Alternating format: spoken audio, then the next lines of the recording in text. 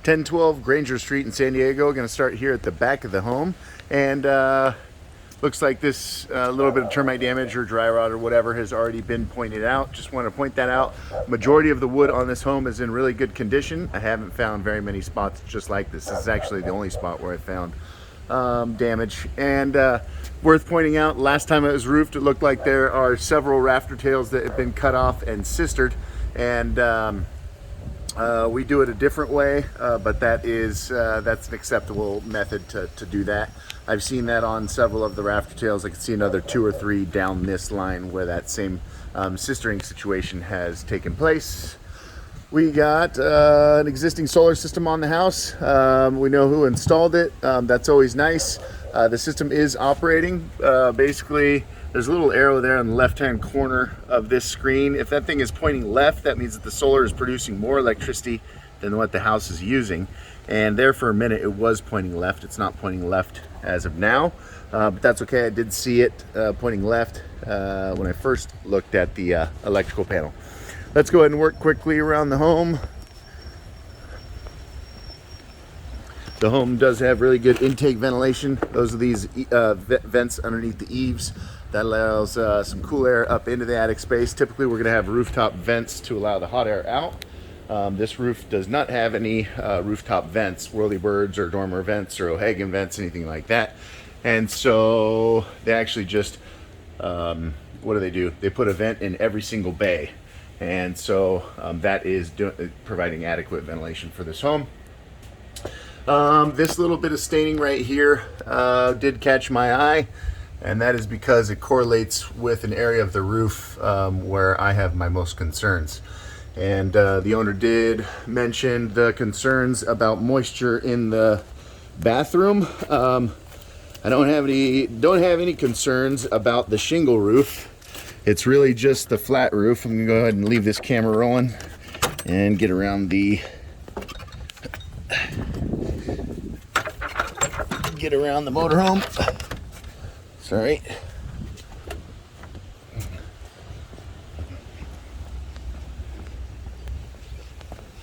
All right.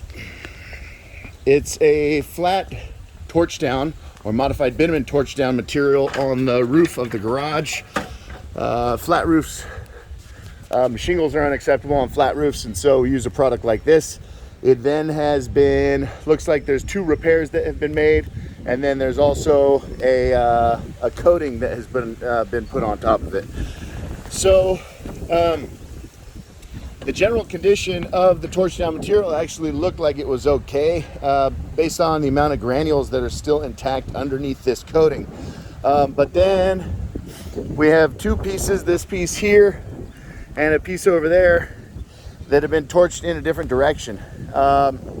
If we look over on this one, anytime you got a discoloration, that means that's where the water sits after it rains. And so I'm guessing most likely there was a leak in both of these locations where that additional piece has been put down. This is my number one concern, where the flat meets the shingles, because there's the black product that's been used, and then there's the coating that goes over the top of that. So it's pretty obvious that this has been a problem area for the home, and it correlates with that staining down the stucco right over here. So so hard to say with the repairs. Also, we got some replaced shingles here, and so hard to say if it's an active leak or if it's one that was taken care of with some of these repairs that were done. But the biggest problem is here. Basically, there's a little trough that's created, and we can see this discoloration on the black there where water is sitting, and we definitely don't want water sitting on shingles. That usually leads to problems. If we re-roof the flat section, we will peel up 2, 3, 4 courses of shingles to get that solid piece of flat roofing underneath the shingles, and to make this transition waterproof long term. Again, I don't see anything active happening, but when I look at this roof, this is definitely the area of concern for me. In general, the shingles are still in good to very good condition, very little wear and tear showing. The proper spacing is used, the proper nailing pattern was used. We looked down the courses and they look nice and straight. There appears to be only one layer. There is a cricket that was built at the chimney. That's a really nice little detail and looks to be done very professionally. It actually looks to be the same red torch down material that was used on the garage. Oh, hard to say. Anyways, moving right along, the flashings look good, the ridge caps look good. This is a very simple gable style roof. It is a low slope, so there should be either 2 layers of underlayment underneath these shingles, or there should be like a peel and stick, basically a higher quality underlayment. Just because on a low slope roof like this, the water moves slower down the roof, which could potentially allow for wind driven rain to get underneath the shingles. You see all this discoloration on the shingles around the satellite dish? Well, that typically means that the water's sitting there, and sometimes the shingles do a little bit of cupping that holds water. And anytime we're holding water near some penetrations like that, it could cause problems. I didn't actually see any staining or any active leaks underneath there when I inspected, so I'm not too concerned by it. But they do, the dish companies make a bracket that will bolt to the fascia as opposed to go through the shingles, and that's the preferred method nowadays.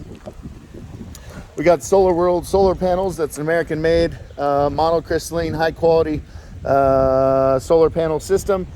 We didn't like these rooftop disconnects. Building code only called for those for a couple of years, and they ended up leading to problems. So if these things ever have issues, we can just eliminate them. It's no longer required by building code. But the penetrations for this solar system are flashed the same as any other penetration on this roof. They look like they're done correctly, and they look professionally done. And so I don't have any concerns about the waterproofing of the solar system. I think that was all done right. The wire management. You have what's called N-phase microinverters on this system, and those should be covered under a 25-year warranty. The N-phase warranty is great.